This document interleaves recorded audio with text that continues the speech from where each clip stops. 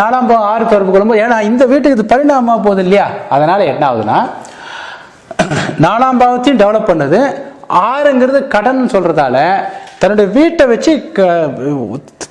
வச்சு கடன் வாங்கிட்டு மீண்டும் இன்னொரு வீட்டை வாங்குறது, அந்த மாதிரி ஒரு அமைப்பில் ப்ராப்பர்ட்டி வந்து பெருக்கி வரக்கூடிய ஒரு அமைப்பு இருக்கும். ஆனால் என்ன அப்படின்னா, இவர் இருக்கிற சுச்சுவேஷன் வந்து பார்த்தீங்கன்னா, அந்த இருக்கிற ஏரியாவில் இவர் வீடு தான் கொஞ்சம் பெரிய வீடாக இருக்கும், ஒரு தனித்து இருக்கிற மாதிரி இருக்கும். அதாவது இந்த வீடு வந்து ஒரு தனித்து இருக்கிற மாதிரினா வித்தியாசமாக அந்த ஏரியாவில் இருக்க எல்லாருக்கும் எல்லோ கலரில் ஒரு வாட்டர் டேங்க் வைக்கிறாங்கன்னா இவர் வந்து ரெட் கலரில் வைப்பார். எல்லா வீடும் ஒரு பெயிண்ட்னா இவர் வீட்டுக்கு வித்தியாசமான பெயிண்டாக இருக்கும். ரெண்டாவது கொஞ்சம் உயர்ந்த இடத்துல இருக்கலாம், கொஞ்சம் பெரிய வீடாக இருக்கலாம். அதாவது ஒரு தனிமை, இந்த வீட்டுக்கு அடிக்கடி ஆளுங்க வந்துட்டு போக மாட்டாங்க. அதாவது பெரிய வீடாக இருக்கும், 2 பேர் தான் இருப்பாங்க, ஒரு 2 கிரவுண்டு வீடாக இருக்கும். ஆனால் வசிக்கிறது கணவன் மனைவி மட்டும் தான் இருப்பாங்க அந்த மாதிரி. ஏன்னா அந்த 6ங்கிறது 7க்கு 12ஆம் பாவமாக இருக்கிறதால அந்த ஏரியாவில் இருக்கிறவங்க எப்படி இருக்காங்களோ, 7ங்கிறது பொதுவான அமைப்பு. எல்லாரும் ஒரு அரை கிரவுண்டு வீடுன்னு வச்சுக்கோங்களேன், ஒரு பெரிய லேஅவுட்டு, ஒரு 400 பிளாட்டு போட்டிருக்காங்க, எல்லாருக்கும் அரை கிரவுண்டுன்னு வச்சுங்களேன். இந்த 4ஆம் பாவம் 6 தொடர்பு என்ன பண்ணுவார்னா, ஒரு 3 அரை கிரவுண்டு வாங்கி 1.5 கிரவுண்டு வீடு கட்டுவார். அப்போ என்ன ஆகுனா, அந்த தெருவில் இருக்கிற எல்லாருக்கும் அரை கிரவுண்டு வீடு, இவருக்கு மட்டும் 1.5 கிரவுண்டு வீடு இருக்கு இல்லையா. அந்த மாதிரி இந்த 4ஆம் பாவம் 6ங்கிறது 7க்கு 12ஆம் பாவமாக இருக்கிறதால அந்த ஏரியாவில் இருக்கிற மற்றவர்களை விட இவர் வீடு வந்து கொஞ்சம் பெருசாக இருக்கும் அப்படின்னு எடுத்துக்கலாம். அதே மாதிரி வீட்டுக்கு ஆட்கள் வந்துட்டு போகக்கூடிய அமைப்பும் கம்மியாக இருக்கும். ரெண்டாவது, வீட்டில் வந்து இந்த ஹால் வந்து சின்னதாக இருக்கும், பெட்ரூம் வந்து பெருசாக இருக்கும். யாருக்கெல்லாம் 4ஆம் பாவம் 6 தொடர்பு கொள்றதோ இவங்களுக்கு வந்து வீட்டில் ஹால் வந்து சின்னதாகவும் பெட்ரூம் வந்து கொஞ்சம் பெருசாகவும் இருக்கும். ஏன் அப்படின்னா, இந்த 6ங்கிறது ஒரு 7க்கு 12ஆம் பாவமாக இருந்தால் அந்த பொதுவான நபர்கள் கூடக்கூடிய ஏரியாங்கிறது கொஞ்சம் கம்மியாகவே இருக்கும். அந்த மாதிரி அமைப்பு வந்துடும். 4ஆம் பாவம் 7, 4ஆம் பாவம் 7ங்கிறது இது நல்ல அமைப்பு தான். ஏன்னா வீடு, நிலம், வாகனங்கள் ரீதியாக 8-12 வேலை செய்யாது. அதனால் நிம்மதியான அமைப்பில் இந்த ஏரியாவில், அதாவது இவர் பணக்காரர் இடத்துல குடியிருந்தாருன்னா பணக்காரர் மாதிரியே இருப்பார். ஏழை இடத்துல இவங்க ஏரியாவில் மற்ற வீடுகள் எப்படி இருக்கோ அதே மாதிரி அமைப்பில் வீடு கட்டக்கூடிய அமைப்பு. இந்த வீட்டுக்கு ஹால் வந்து நல்லா பெருசாக இருக்கும். யாருக்கெல்லாம் 4ஆம் பாவம் 7 தொடர்பு உள்ளதோ அவங்களுக்கு வீட்டில் வந்து ஹால் அப்படின்னு சொல்லக்கூடிய அமைப்பு வந்து நல்ல பெருசாக இருக்கக்கூடிய அமைப்பு. வீட்டில் வரவேற்பறை சொல்கிறோம் இல்லையா, இதெல்லாம் வந்து பெருசாக இருக்கும். எப்போதுமே எல்லாரும் ஹால்லே இருக்கிற மாதிரியான ஒரு அமைப்பில் இருக்கும். பெட்ரூம் அப்படிங்கிறது சின்னதாக இருக்கும் கொஞ்சம், அந்த மாதிரி ஒரு சுச்சுவேஷன் வந்துடும். ரெண்டாவது, இந்த 4ஆம் பாவம் 7ங்கிறது ஒரு கூட்டு குடும்பமாக இருக்கலாம், அல்லது வீட்டில் எப்பவுமே கூட்டம் வந்துட்டு போயிட்டு இருப்பாங்க. அந்த வீட்டை வந்து எப்பவுமே ஒரு கலகலப்பாக ஒரு கூட்டம் வந்துட்டு போயிட்டு, விருந்தாளிங்க வந்துட்டு போயிட்டு, அதேமாரி வெளியிலேருந்து ஆட்கள் வந்துட்டு போயிட்டு, இந்த மாதிரி அமைப்புகள் இருந்துக்கிட்டே இருக்காங்க. 4ஆம் பாவம் 8, இது வந்து ஒரு நல்ல அமைப்பு இல்லை. 4ஆம் பாவம் 8ங்கிறது லக்னத்துக்கு இது ஒரு பாதகமான அமைப்புங்கிறதால அந்த குடியிருக்கிற ஏரியாவில் இருக்கிற வீட்டிலே இதுதான் வந்து ரொம்ப வீக்கான ஏரியான்னு சொல்லலாம். அதாவது இந்த வீட்டுக்கு தெய்வ அனுகிரகம் கிடைக்காது. ஏன்னா அது 9க்கு 12 அப்படிங்கிறதால வீட்டோட அமைப்பில் வாஸ்து குறைபாடுகள் நிறைய இருக்கும். யாருக்கெல்லாம் அந்த 4ஆம் பாவம் 8 தொடர்பு உள்ளதோ அவங்க வீட்டில் மேக்சிமம் வடகிழக்கு திசை வந்து கெட்டு போயிருக்கும். அதாவது நம்ம வாஸ்து பிரகாரம் நம்ம என்ன சொல்லுவோம்னா, இந்த வடகிழக்கு திசையை வந்து நம்ம வந்து தெய்வீக ஸ்தானம் சொல்லுவோம். அதேமாதிரி தென்மேற்கு மூலையை வந்து கமர்ஷியல், அதாவது நம்ம ஜோதிடத்தில் அகம் புறம்னு நம்ம பிரிக்கிறோமோ அதேமாதிரி வாஸ்துல வந்து வடகிழக்கு அப்படிங்கிறது அகம், தென்மேற்கு இது புறம். அதாவது யார் ஜாதகத்தில் 4வது வீடு 8-12 தொடர்பு கொள்கிறதோ, 8-12 தொடர்பு கொள்ளும்போது மேக்சிமம் தென்மேற்கு திசையும் பாதிக்கும், வடகிழக்கு திசையும் அந்த வாஸ்து குறைபாடுகள் இருக்கும். ஆனால் குறிப்பாக வடகிழக்கு திசையில் ஒரு பிரச்சனை ஒன்று இருக்கும். ஒரு கனமான பொருள் அங்கே இருக்கிற மாதிரி வந்துடலாம். இல்லை கிழக்கு பக்கம் வந்து பொதுவாக வாஸ்து பிரகாரம் பார்த்த இதில் எனக்கு தெரிஞ்ச அனுபவத்தில் சொல்கிறேன், ஓரளவுக்கு வாஸ்துங்கிறது முதல்ல நான் கூட நம்பாமல் தான் இருந்தேன். அதுக்கப்புறம் சமீப காலத்தில் கடந்த ஒரு 7-8 வருஷமாக ஆராய்ச்சி பண்ணும்போது நம்ம வீட்டுக்கு கிழக்கு பக்கமாக ஏதாவது ஒரு வீடு பெருசாக கட்டிட்டாவே நமக்கு ஆட்டோமேட்டிக்காக பிரச்சனை வர ஆரம்பிச்சிடும் பர்சனல் லைஃப்பில். நம்ம வீட்டுக்கு மேற்கு பக்கம் யாருன்னா மேற்கு பக்கமோ அல்லது தெற்கு பக்கமோ வீடு கட்டும் போது பொருளாதார நிலை நம்ம கொஞ்சம் நல்லா கை கூட்டுது. அதாவது வாஸ்து பிரகாரம் என்னன்னா, தெற்கும் மேற்கும் உயர்ந்து நிற்கணும், வடக்கும் கிழக்கும் டவுனாக இருக்கணும். இதுதான் வாஸ்துல ரொம்ப ஈஸியாக புரிஞ்சுக்கொள்ளக்கூடிய அமைப்பு. வடக்கு பக்கமும் கிழக்கு பக்கமும் டவுனாக இருக்கணும், தெற்கு பக்கமும் மேற்கு பக்கமும் ஒசரமாக இருக்கணும். இது உங்களுக்கு புரியுற மாதிரி சொல்கிறதுனா, இன்றைக்கி கூட நீங்கள் ஒவ்வொரு கிராமமாக போய் பாருங்கள். உங்களுக்கு புரிஞ்சதுக்காக சொல்கிறேன், யாரும் என்ன தப்பாக நினச்சக்கூடாது. ஒவ்வொரு ஊர்லேயும் வடக்கு பக்கமோ அல்லது கிழக்கு பக்கம் தான் உங்களுக்கு ஆதி திராவிடர்கள் குடியிருப்பு இருக்கும். ஒவ்வொரு ஊர்லேயும் ஒன்று கிழக்கு பக்கமோ அல்லது நான் சொல்கிறது வந்து கொஞ்சம் பழமையான ஊர், புதிய நவீன ஊர்லாம் வரும்போது இப்போ அது நம்ம சரியாக கணக்கில் வராது. வடக்கு பக்கமும் கிழக்கு பக்கம், அதாவது ஒரு ஊர்னு எடுத்திங்கன்னா அதில் வந்து அதாவது மேட்டுக்குடி மக்கள், தாழ்த்தப்பட்ட மக்கள் சொல்கிறோம் இல்லையா, தாழ்த்தப்பட்ட மக்கள் இருக்கிற ஏரியா எல்லாமே அந்த ஊருக்கு வடக்கு பக்கமாகவோ அல்லது கிழக்கு பக்கமாகவோ தான் இருக்கும். மேட்டுக்குடி மக்கள் ஆட்டோமேட்டிக்காக தெற்கு பக்கமாக அல்லது மேற்கு பக்கமாக தான் இருப்பாங்க. ஓகேங்களா, இதுதான் பூலோக அமைப்பு. இயற்கையாகவே அமைஞ்சு போயிடாது. ஓகேங்களா, வடக்கு பக்கம் நிறைய பில்டிங் வர வர வர ஆக்சுவலாக அங்கே ஊர் ஆளுங்களுக்கும் ஆதி திராவிடர்களுக்கும் ஆட்டோமேட்டிக்காக சண்டை வர ஆரம்பிச்சிடும். ஓகேங்களா, அதை பற்றி நாம் வந்து தனியாக கிளாஸ் எடுக்கும்போது நான் சொல்கிறேன். இங்கே சொன்னால் பொது வெளியில் தேவையில்லாமல் அது சங்கடமாக போயிடும். புரிஞ்சதுக்காக சொல்லும்போது வடக்கு பக்கமும் கிழக்கு பக்கமும் அகம் சார்ந்ததுன்னு சொல்கிறோம் நம்ம.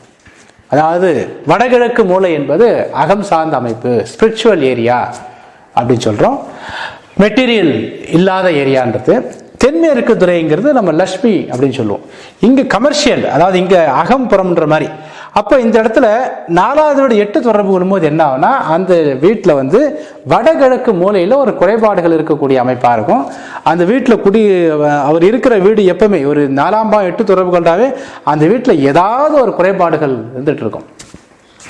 அடிக்கடி இறப்பு, வலிகள், வேதனைகள், கடன் தொல்லை, அந்த வீட்டை நிம்மதியாக அனுபவிக்க முடியாது, தூக்கம் வராது, காத்தோட்டமான விஷயம் இருக்காது. இந்த மாதிரி நிறைய சிக்கல்கள் அனுபவிக்கக்கூடிய அமைப்பு. 4வது வீடு 8 என்பது ஒரு அட்வைஸ்ஃபுல்லான அமைப்பு இல்லை. அதுக்கப்புறம் 4வது வீடு வந்து 9 தொடர்பு கொள்வது. இது வந்து வீடு சம்பந்தமான வகையில் வந்து நல்ல அமைதியாக சந்தோஷமாக இருக்கலாம். ஆனால் என்னென்னா அந்த வீட்டு மூலமாக வந்து அந்த வீட்டுக்கு வந்து ஒரு அப்ரிசியேஷன் கிடைக்காது. அந்த வீட்டை வந்து நல்ல அழகாக நல்லா என்ஜாய் பண்ணலாம்.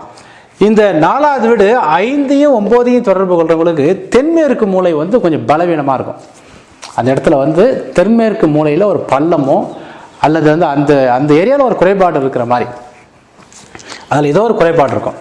அதாவது சில வீடு வந்து பார்த்தோன்னே தெரியும், ஒரு வீடு பெருசாக இருக்கும், தென்மேற்கு மூலையை மட்டும் காலியாக விட்டுட்டு இருப்பாங்க. அப்புறம் போய் பார்த்தா தான் தெரியும், அந்த வீட்டில் இருக்கிறவங்களுக்கு மேக்சிமம் நிறைய பேருக்கு வந்து வேலை இல்லாத அமைப்பு நிறைய இருக்கும். நீங்கள் ஒரு வீட்டு அப்படியே போனீங்கன்னாவே ஒரு வீடுன்னு பார்க்கும்போது தென்மேற்கு மூலை வந்து காலியாக விடுற மாதிரி ஒரு சுச்சுவேஷன் இருக்குன்னு வச்சுக்கலாங்க. இல்லை வீட்டுக்கு தெற்கு பக்கமும் வடக்கு பக்கமும் ஒரு காலி லேண்ட் இருக்குன்னு வச்சுக்கோங்களேன். அந்த தெற்கு பக்கமும் மேற்கு பக்கமும் ஒரு காலியாக இருக்குது லேண்டு, ஒரு பெரிய ஓப்பன் ஏரியா தெற்கு பக்கமும். அதே மாதிரி மேற்கு பக்கம் அப்படி இருக்குதுன்னா அந்த வீட்டில் வந்து வேலை வாய்ப்புகள், செல்வம் சேராதுங்கிற அமைப்பு. அதாவது யார் ஜாதகத்தில் 4வது வீடு வந்து 5 9, அதாவது வெறும் 5யோ வெறும் 9யோ அது 5 9யோ 5 கூட 11 9 கூட 3 சேரும் போது இந்த அமைப்பு கொஞ்சம் குறைஞ்சிரும். அப்போ 5 9 தொடர்பு கொள்ளும் போது வீட்டுக்குள்ளே இருக்கிற அமைப்பு நல்லா தான் இருக்கும். ஆனால் வீட்டில் எப்பவுமே பொழுதுபோக்கு, மகிழ்ச்சி, சந்தோஷம் எல்லாம் இருந்துட்டு இருக்கும். ஆனால் அந்த வீட்டில் வேலை இல்லாதவங்களோட எண்ணிக்கை அதிகமாக இருக்கும். ஒரு வீட்டில் 4 பேர் இருக்காங்கன்னா 3 பேர் வேலை இருக்காது. அதுமாரி அடிக்கடி வேலைக்கு போகிற அமைப்பு இது மாதிரி இருக்கும். வீட்டில் வந்து பொழுதுபோக்கு விஷயங்கள், அதிகமான ஈடுபாடுகள், விருந்து உபச்சாரங்கள் இதெல்லாம் இருக்கும். ஆனால் மணி ஃப்ளோ வந்து அவ்வளோ இருக்காது. சரிங்களா, 4வது வீடு 10, இது ஒரு நல்ல அமைப்பு. 4வது வீடு 10 என்பது என்ன அப்படின்னா, வீட்டுக்குள்ளவே தொழில் பண்ணக்கூடிய அமைப்பு. வீடு வந்து நல்ல அந்தஸ்து, நல்ல கௌரவமாக இருக்கக்கூடிய அமைப்பு இருக்கும். பெரிய பெரிய மனிதர்கள் குடியிருக்கிற ஏரியாவில் இருப்பாங்க. 4வது வீடு 10 அப்படின்னு பார்க்கும்போது ஒரு ஜாதகத்தை 4வது வீடு 10னா பெரிய பெரிய மனிதர்கள் குடியிருக்கு. ஏன்னா 10வது வீடுங்கிறது அந்தஸ்து, அதிகாரம் சொல்றதால பெரிய பெரிய மனிதர்கள் குடியிருக்கக்கூடிய இடத்துல இருப்பாங்க. அதனால இது வந்து ஒரு நல்ல அமைப்பு தான். வீட்டுக்குள்ளேயே தொழில் செய்கிற மாதிரி, வீட்டுக்குள்ளேயே ஒரு ஆஃபீஸ் போடுற மாதிரி, வீட்டுக்குள்ளேயே ஒர்க் பண்ணுற மாதிரி அதுக்குண்டான ஒரு அமைப்பு ஒன்று வந்துடும். இது வந்து ஒரு நல்ல அமைப்பு தான். 4வது வீடு வந்து 11 தொடர்பு கொள்ளும் போது இது வந்து பொதுவாக நல்ல அமைப்பு தான். ஆனால் அது 4க்கு 8வது பாவமாக போயிட்டுறதால வீட்டுக்கு அப்பப்போ பொருட்களை மாற்றிக்கிட்டே இருக்கிற மாதிரி, வீட்டில் இருக்கக்கூடிய பொருட்கள் வந்து அப்பப்போ ஜன்னல், கதவு இதெல்லாம் அடிக்கடி மாற்றிக்கிட்டே இருக்கக்கூடிய ஒரு அமைப்பில் இருக்கும். வீடு நல்லா சந்தோஷமாக நல்லா இதுவாக இருந்தாலும் கூட இந்த மாதிரி அமைப்பு வீட்டுடைய அந்த பொருட்கள் அந்த மெட்டீரியல்ஸ் வந்து அதில் குறைபாடுகள் இருந்துகிட்டே இருக்கக்கூடிய ஒரு அமைப்பு இருக்கும். 4வது 12 என்பது அந்த வீட்டை வந்து அனுபவிக்க முடியாத அமைப்பு. எவ்வளோ சொத்து இருந்தாலும் அனுபவிக்க முடியாத அமைப்பு. வீட்டுக்குள்ளே ஒரு சுறுசுறுப்பாக இருக்க முடியாது. 2வது ஏற்கனவே சொன்ன மாதிரி வீட்டில் அகம் சார்ந்த, அதாவது வடகிழக்கு மூலை, அதாவது இந்த 8 12 4வது வீடு 8ஐயோ 12ஐயோ தொடர்பு கொள்ளும் போது வடகிழக்கு மூலையில் ஒரு குறைபாடுகள் இருக்கக்கூடிய ஒரு அமைப்பு வந்துடும். 4வது வீடு 5 9 தொடர்பு கொள்ளும் போது தென்மேற்கு மூலையில் ஒரு குறைபாடுகள் இருக்கக்கூடிய ஒரு அமைப்பு வந்துடும். அதனால நம்ம என்ன பண்றோம்னா, ஒரு ஜாதகத்தை எடுத்த உடனே இது வந்து நம்ம தனித்த விளைவுகளாக சொல்றோம். ஒரு 4-5 பாவம் வரும்போது அதுக்கு தகுந்த மாதிரி வச்சுக்கணும். அப்போ நம்ம ஜென்ரலாக என்ன பண்றோம்னா, ஒரு புரியத்துக்காக 4வது வீடு வந்து 2 4 6 10 தொடர்பு கொள்வது என்பது நல்ல அமைப்பு. அது வந்து அந்த ப்ராப்பர்ட்டி வந்து நல்லா இன்க்ரீஸ் ஆகிட்டே இருக்கிற அமைப்பு. வீட்டோட அமைப்பு நல்லா இருக்கும். நாளுக்கு நாள் பொருளாதாரத்தை அந்த வீடு மூலமாக உற்பத்தி பண்ணக்கூடிய அமைப்பு இருக்கும். 2வது வந்து 1 3 7 11 பார்க்கும்போது தன்னுடைய உடைமைகள், 4வது வீடுங்கிறது உடைமைகள் அப்படின்ற மாதிரி எடுத்துக்கலாம். வீடு மட்டும் இல்லை, எல்லா வித உடைமைகளும் 4ஆம் பாவம் தான்.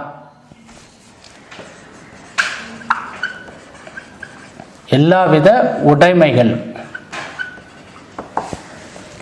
எதெல்லாம் நம்ம அனுபவிக்கிறோமோ, வீட்டில் இருக்கிற பண்ட பாத்திரங்கள் எல்லாம் வந்து 4ஆம் பாவம் தான். அப்போ அது எல்லாமே அடிக்கடி மாறக்கூடிய அமைப்பு, அடிக்கடி சேஞ்ச் ஆகக்கூடிய அமைப்பு இருக்கும். இது அவ்வளவு சிறப்பு இல்லை 4ஆம் பாவத்துக்கு. இருந்தாலும் இந்த 5 9 கம்பேர் பண்ணும்போது இது பரவாயில்லை. கீழே 5 9ங்கிறது அதுவும் மோசம் இல்லை, ஆனால் அது விருத்தி ஆகாது. அந்த வீடு வந்து ஒரு வேல்யூன்னு சொல்கிறோம் பார்த்தீங்களா, அது வேல்யூக்கு இருக்காது. அதாவது ஒரு வீடு சொந்த வீடு இருக்கும், ஆனால் அது மெயின்டெனன்ஸ் ரொம்ப அதிகமாக இருக்கும். வீட்டை நல்லா அழகாக வச்சுக்குவார். வீட்டுக்குள்ள அந்த செல்வ நிலைங்கிறது பெரிய அளவுக்கு இருக்காது. குடியிருக்கிற வீட்டில் செல்வ நிலைங்கிறது பெரிய அளவுக்கு இருக்காது. அது வாஸ்து குறைபாடில் தென்மேற்கு மூலைகள் எப்படி பார்த்தாலும் அதில் ஒரு குறைபாடு இருக்கிற மாதிரி ஒரு அமைஞ்சிரும். 8 12 ஏற்கனவே சொன்ன மாதிரி அது அகத்துக்கும் சரியில்லை, புறத்துக்கும் சரியில்லை அப்படிங்கிற மாதிரி. இப்போ யாருக்கு வீடே அமையாது, இப்போ நம்ம வந்து ஜென்ரலாக பார்த்துட்டோம், இது கொடுப்பனையும் சொல்லிட்டோம். இதில் எப்படி இருந்தாலும் இங்கே வீடு அமையாதுங்கிற வார்த்தையை நான் யூஸ் பண்ணல. 4வது வீடு 8 தொடர்பு கொண்டாலும் சரி, 3 தொடர்பு கொண்டாலும் சரி, எந்த பாவத்தை தொடர்பு கொண்டாலும் அந்த ஜாதகத்தில் தசாபுத்திகள் நல்லா இருந்தால் வீடு அமையும்னு சொல்கிறோம் இல்லையா. யாருக்கு வீடு அமையாதுன்னா, ஒரு ஜாதகத்தில் 4வது வீடு வந்து 3 11வது வீட்டை தொடர்பு கொண்டு, 4வது வீடு 3 11வது வீட்டை தொடர்பு கொண்டு, அது மட்டும் இல்லாமல் நிறைய பிளானட் வந்து 3வது வீட்டையும் 11வது வீட்டையும் தொடர்பு கொண்டு, 4வது வீட்டு சப்ளாட்டுடைய நட்சத்திரத்தில் உபநட்சத்திரத்தில் எந்த கிரகமும் இல்லாமல் இருந்தால் அவங்களுக்கு வீடு அமையக்கூடிய யோகம் இருக்காது. அதாவது 4வது வீடு 3 11, அப்புறம் லக்ன பாவம் 3 11, அதுக்கப்புறம் 9வது வீடு 3 11. இது வந்து அவர்களுக்கு வீடு அமையக்கூடிய யோகம் வந்து அவ்வளோ சிறப்பாக இருக்காது. தசைகள்லேயும் நிறைய 3 11 வந்தால் அந்த அமைப்பு இருக்காது. இதுக்கப்புறம் இது வந்து நம்ம இது வரைக்கும் நம்ம பார்த்தது வெறும் பாவ காரகத்தை பார்த்தோம். அப்புறம் கிரக காரகம்னு பார்க்கும்போது ப்ராப்பர்ட்டி சம்பந்தமான வீடு, ப்ராப்பர்ட்டி இது மாதிரி விஷயத்துக்கு நாம் வந்து செவ்வாய் எடுத்துக்குவோம். செவ்வாய் வந்து பூமி காரகன் அப்படிங்கிறதால. அதுக்கப்புறம் சுக்கிரனையும் எடுத்துக்கலாம். வீடு அப்படின்னு பார்க்கும்போது 70% செவ்வாயோட காரகம். ஒரு வீடு அப்படின்னா அதில் 70% செவ்வாயோட காரகம், 20% சுக்கிரனுடைய காரகமாக எடுத்துக்கலாம். மீது 10% மற்ற கிரகத்தோட காரகமாக எடுத்துக்கலாம். சரிங்களா? மற்ற கிரக 25% எடுத்துக்கலாம் சுக்கிரன். அதுக்கப்புறம் புதனையும் ஒரு காரகமாக எடுத்துக்கலாம், 5% எடுத்துக்கலாம். ஏன் நான் புதனை சொல்கிறேன் அப்படின்னா, புதன்கிறது எலக்ட்ரிக்கல் சம்பந்தமான விஷயம் எல்லாம் புதனுடைய காரகமாக போயிடுது. அந்த வீட்டில் இருக்கிற ஒயரிங் ஒர்க்கு இந்த மாதிரி விஷயத்துக்கு புதனுடைய காரகமாகுது. அப்புறம் கேது, இது 20 வச்சுக்குது. இது வந்து ஒரு 65% வச்சுக்கணும். இது 20% வச்சுக்குவோம்.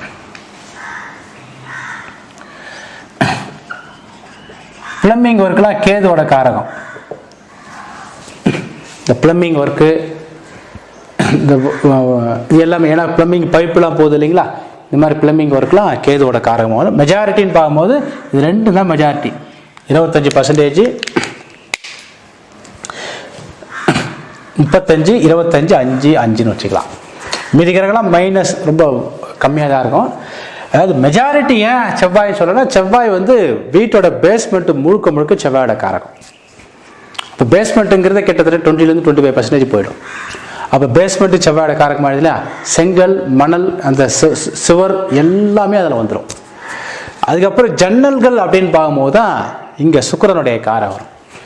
இதெல்லாம் அழகு சம்பந்தமான விஷயங்கள், மார்பிள் டைல்ஸ் இந்த மாதிரி அழகு சம்பந்தமான விஷயங்கள் எல்லாமே அதில் வந்துடும். புதன்கிறது ஒயரிங் இது மாதிரி விஷயங்கள் வந்துடும். இது வந்து என்னன்னா இந்த 65% நடுத்தர மக்களுக்கு நான் சொல்லியிருக்கேன். இதே ரொம்ப பெரிய பணக்காரர்களுக்கு, பெரிய அரண்மனை மாதிரி வீடு கட்டுறவங்களுக்கு இந்த 65% 50 மாறிடும். சுக்கிரனுக்கு அப்படியே ஒரு 40% வந்துடும். ஓகேங்களா? ரொம்ப லக்ஸரி அப்படின்னு பார்க்கும்போது சுக்கிரனுடைய பங்களிப்பு அதிகமாக போயிடும். இது வந்து நான் 65ங்கிறது ஒரு சாதாரணமாக ஒரு நடுத்தர மக்களுக்கு சொல்லக்கூடிய அமைப்பில் சொல்கிறேன். அதாவது எந்தெந்த ஒர்க்கெல்லாம் மேஸ்திரி பண்ணுவாங்களோ அது எல்லாம் செவ்வாயோட காரகம். ஒரு மேஸ்திரி சிவில் ஒர்க்கு சொல்கிறோம் பார்த்தீங்களா, அது எல்லாமே செவ்வாயோட காரகம். அதுக்கப்புறம் டைல்ஸ் ஓட்டுறது, பெயிண்டிங் பண்ணுறது, இந்த மாதிரி எதெல்லாம் கதவு வைக்கிறது, ஜன்னல் வைக்கிறது, இந்த மாதிரி விஷயங்கள் எல்லாமே வந்து நம்ம இதில் சொல்லிடும். இந்த கேதுங்கிறது என்னன்னு பார்த்தீங்கன்னா உங்களுக்கு வீட்டுக்கு என்ட்ரன்ஸ்னு சொல்லலாம். கேதுவோட காரக வீட்டுக்கு என்ட்ரன்ஸ். யார் யார் இதுலேயே 9 கிரகத்தில் என்னென்ன கிரகம் வீக்காக இருக்கோ அந்தந்த ஏரியாவில் ஒரு பிரச்சனை இருக்கிற மாதிரி தான் இருக்கும். உதாரணத்துக்கு ஒரு ஜாதகத்தில் இந்த கேது வந்து வீக்காக போச்சுன்னா அந்த வீட்டோட அந்த மெயின் என்ட்ரன்ஸ் மாதிரி அந்த வீட்டு உள்ள நுழையிற போச்சுன்னா அந்த கதவு அதில் பிரச்சனை இருக்கும். கேது வந்து அந்த கதவுக்கு காரகன். அதாவது வீட்டில் மெயின் டோர் சொல்ல வரல, ஒரு காம்பவுண்ட் வீட்டில் ஒரு கதவு வைக்கிறீங்களா, கேட்டு திறந்து உள்ளே வரணும் இல்லையா, அந்த கேட் என்பது கேதுவோட காரகம். ஓகேங்களா? ஒவ்வொரு கிரகத்துக்கும் அது மாதிரி வந்துடுது. இதில் அதுக்கு தகுந்த மாதிரி இதில் மெயின் வந்து நம்ம பார்த்தீங்கன்னா சுக்கிரன் செவ்வாய் தான் மெயினாக. செவ்வாய் ஒரு ஜாதகத்தில், அதாவது 4வது வீடு கெட்டு போயிருந்தா அதை கெடுக்கிற மாதிரி செவ்வாய் அமைதுன்னு வச்சுக்கலாம். இப்போ 4வது வீடு வந்து ஒரு ஜாதகத்தில் வந்து 3-11 அப்படின்னு தொடர்பு கொண்டா, செவ்வாய் வந்து அதே ஜாதகத்தில் 2-10 இல்லை வெறும் 10 தொடர்பு கொண்டாவே என்ன ஆகுனா 4ஆம் பாவத்தில் தொடர்பு கொண்ட 3க்கு 8ஆம் பாவமாகவும் இப்போ 11வது வீட்டுக்கு 12ஆம் பாவமும் 10 வந்துடுது இல்லையா. அதனால என்ன அப்படின்னா அந்த செவ்வாய் வந்து 4ஆம் பாவம் கெட்டு போய் செவ்வாய் வந்து அதுக்கு மறுப்பு தெரிவிக்க மாதிரி ஒரு வீட்டை தொடர்பு கொண்டிருந்தா அங்கே பாவகாரகத்தின் மூலமாக வந்த கெடு பலன்கள் அங்கே குறைந்து விடுகிறது. அதே மாதிரி சுக்கிரனும் அதே மாதிரி வந்தாலும் எடுத்துக்கலாம். அதாவது மெயினாக வந்து செவ்வாய் தான். இந்த வீடு நிலம் சம்பந்தமான விஷயத்துக்கு செவ்வாய் அப்படிங்கிற பிளானட் தான் ரொம்ப முக்கியம். அதுக்கப்புறம் நடக்கிற திசை ரொம்ப முக்கியம், லக்னம் ரொம்ப முக்கியம். இதெல்லாம் வைத்து ஒரு உதாரண ஜாதகம் போட்டு ஒரு, அதாவது சாதாரணமாக இருந்த நபர் வீடுலாம் நிறைய கட்டி நிறைய வாடகை வாங்கக்கூடிய ஒரு ஜாதகத்தையும், கடைசி வரைக்கும் சொந்த வீடே அமையாமல் நல்ல கவர்மெண்ட்டில் நல்ல சேலரி வாங்கி நல்ல இருந்த நபர் கடைசி வரைக்கும் ரிட்டையர்மெண்ட் ஆன பிறகு கூட அவருக்குன்னு ஒரு சொந்தமாக வீடு கூட அமையாமல் இருந்த ஒரு ஜாதகம். அது ஒன்றும். வீடு வாங்கி கடன் நிறைய ஆயிட்டு அதன் மூலமாக ஏகப்பட்ட கஷ்டத்தை அனுபவித்து அந்த வீடு வந்து அவங்களுக்கு கிடைக்காமே, அதாவது கடைசி வரைக்கும் வீடு வாங்கிட்டு அந்த கடன் அடைக்க முடியாமல் கடைசியில் வந்து வாங்கின ரேட்டோட கம்மியான ரேட்டுக்கு விற்றுட்டு கஷ்டப்பட்ட ஒரு ஜாதகத்தையும், ஒரு 3 ஜாதகத்தை நாம் அடுத்து வரக்கூடிய பதிவுகளை நம்ம பார்ப்போம். வீடு சம்பந்தமான விஷயத்தை நான் வந்து என்னுடைய தனியாக அதை பற்றி நான் போடலை. பட் இருந்தாலும் கேபி முறையில் ஜாதக பலன், ஜாதக நிர்ணயம் பாகம் 1ங்கிற புக்கிலையும் பாகம் 2ங்கிற புக்கிலையும் வீடு சம்பந்தமான விஷயத்தை கேள்வி பதிலாக ஒரு ஜாதகத்தை ஆய்வு, பலகோண ஆய்வு அப்படிங்கிற கான்செப்டில் நான் போட்டிருக்கேன். அதை பார்த்தீங்கன்னா உங்களுக்கு தெரிய வரும். இப்போ நம்ம உதாரண ஜாதகத்தை வைத்து எப்படி அனலைஸ் பண்ணுறதுன்னு இப்போ சொல்லுவோம்.